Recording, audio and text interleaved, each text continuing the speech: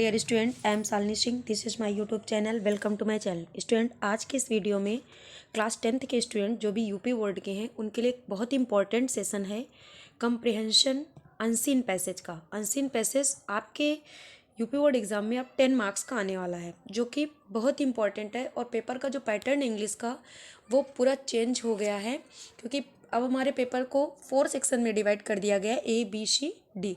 और जो section A है हमारा, उसका जो पार्ट रखा गया है वो रीडिंग है। रीडिंग मीन्स अनसीन पैसेज है। सबसे पहले आपके क्वेश्चन पेपर में अब आपको अनसीन पैसेज देखने के लिए मिलेगा, जो 10 मार्क्स का है। तो डियर स्टूडेंट, इसकी प्रैक्टिस बहुत ही इंपॉर्टेंट है, क्योंकि ऑफ्टन बच्चे इसकी प्रैक्टिस कम करते हैं और वो सोचते रहते हैं कि अनसीन पैसेज तो ऐसे ही, क्योंकि यहाँ पर इस बार आपको अनसीन पैसेज से सीधे 10 मार्क्स मिलने वाले हैं। तो dear students, my channel name for your success by Shalini Singh. अब हम डेली जो अनसीन पैसेज है हमारा, उसकी हम प्रैक्टिस करेंगे, ताकि बहुत अच्छे से हम अपने एग्ज़ाम में मार्क्स को क्या कर सकें, गेन कर सकें। ओके, तो डियर स्टूडेंट्स, नाउ कंटिन्यू। देखिए यहाँ पर क्या है, सबसे पहले लिखा हुआ है सेक्शन ए जो रीडिंग का आएगा कि this question consist of one passage, you have to write it, answers of the questions given on the passage below it, the whole questions carries 10 marks. जो पूरा क्वेश्चन होगा उससे आपको कितने मार्क्स मिलने वाले हैं, समथिंग 10 मार्क्स। ओके, आप देखिए यहाँ पर जो पैसेज है वो पहला पैसेज क्या दिया हुआ है, तो पैसेज को ध्यान से पढ़ेंगे। Good deeds may be done by anyone in any walk of life, by the soldiers in battle field, by the women in the home, the nurse in the hospital, the boy at school और the inventor in the laboratory. Such performance lead to happiness both of the doer and of those for whom it is done.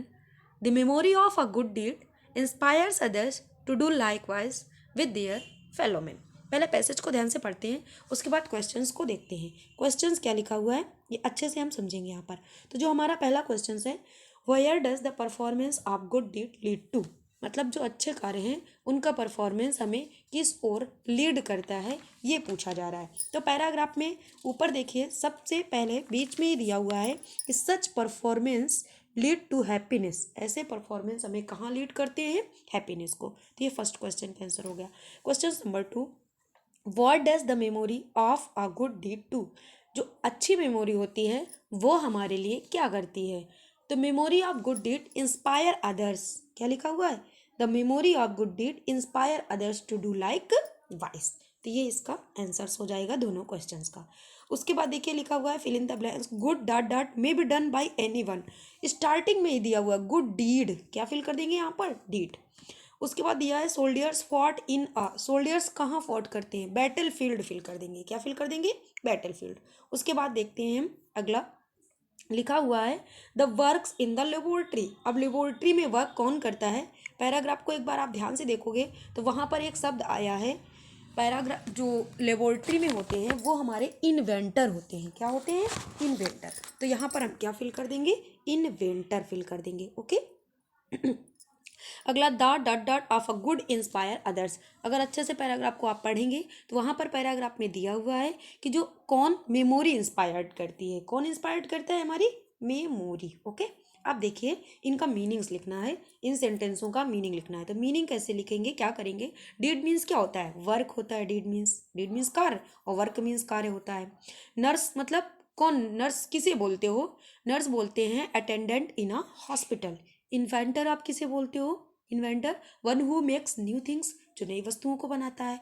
Laboratory आप कैसे बोलते हो, a place where scientific experiment. मतलब इनका same meanings लिखना होता है आपको, इनकी हिंदी नहीं, हिंदी में इनका मतलब सेम मीनिंग इंग्लिश में लिखना होता है। ओके, तो डियर स्टूडेंट्स, इस तरह ये आपके, अब यहाँ पर मैंने ये आंसर्स भी देखो इंक्लूड कर दिए हैं, इनको आप ध्यान से पढ़ करके और अच्छे से समझ लेंगे। जब दोबारा आप प्रैक्टिस करेंगे तो मैच कर सकते हैं अपनी आंसर शीट को, चेक योर सेल्फ। आप यहाँ से इनको क्या कर सकते हैं, चेक कर सकते हो। ओके, आप देखिए आपके लिए हमने दूसरा पैराग्राफ भी इंक्लूड किया है, ताकि आपको अच्छे से प्रैक्टिस हो जाए और समझ भी अच्छे से आ जाए। अब देखो दूसरा पैराग्राफ पढ़ो यहाँ।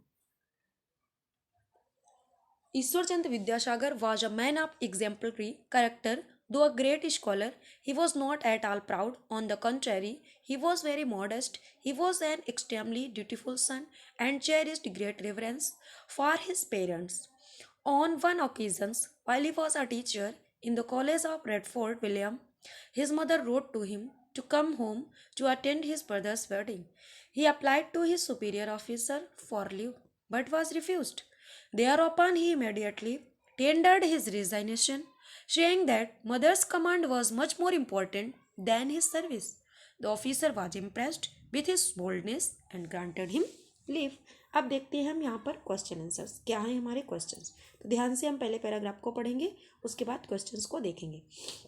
अब क्वेश्चंस दिया है, point out two standing qualities of Ishwarchand Vidyasagar. Vidyasagar की टू क्वालिटीज़ के बारे में बताना है। तो जो टू क्वालिटीज़ है विद्यासागर की, वो क्या बताई गई थी कि मैन ऑफ एग्जाम्पलरी और क्या थे, ये वेरी मॉडेस्ट थे, ये इनकी दो क्वालिटी थे। तो ये आपको आंसर्स में लिख देना है। अगला यहाँ पर क्वेश्चन पूछ रहे हैं, what impress the officer. Officer किससे इम्प्रेस हुए, और पूछ रहा है कि what did he do then, तब उन्होंने क्या किया। तो इसका आंसर देने के लिए हमें थोड़ा सा बैक पैसेज देखना होगा।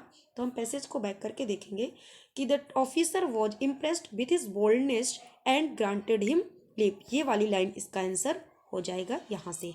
ओके, तो इस तरह पैराग्राफ को बहुत ध्यान से केयरफुली पढ़ते हैं, आंसर अपने आप पता चल जाता है। अब देखो फिल इन द ब्लैंक्स।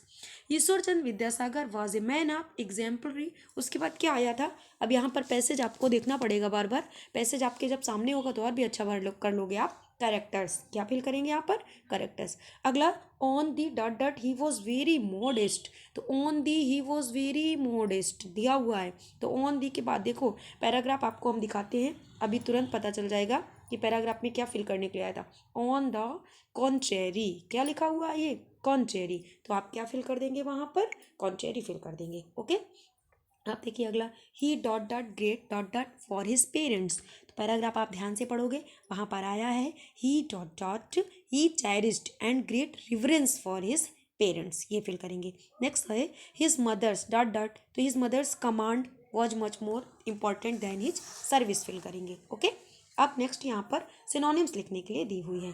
तो कॉन्ट्रेरी का सिनोनिम्स क्या होगा, अपोजिट। और उसके बाद में मॉडेस्ट का सिनोनिम्स होता है नॉट टॉकिंग टू मच, अधिक बात ना करना।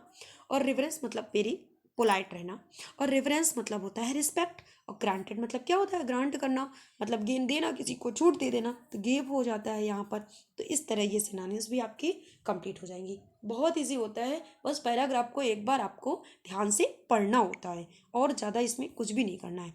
इस यहाँ पर इसके हमने आंसर्स भी इंक्लूड किए हुए हैं, ताकि जब आप दोबारा इस पैराग्राफ को सॉल्व करें तो यहाँ से आप क्या कर सकते हैं, अपना चेक कर सकते हो। ओके, तो डियर स्टूडेंट्स, इस तरह एंशिएंट पैसेज की हम डेली प्रैक्टिस करेंगे ताकि हमारा सिलेबस कंप्लीट हो जाए।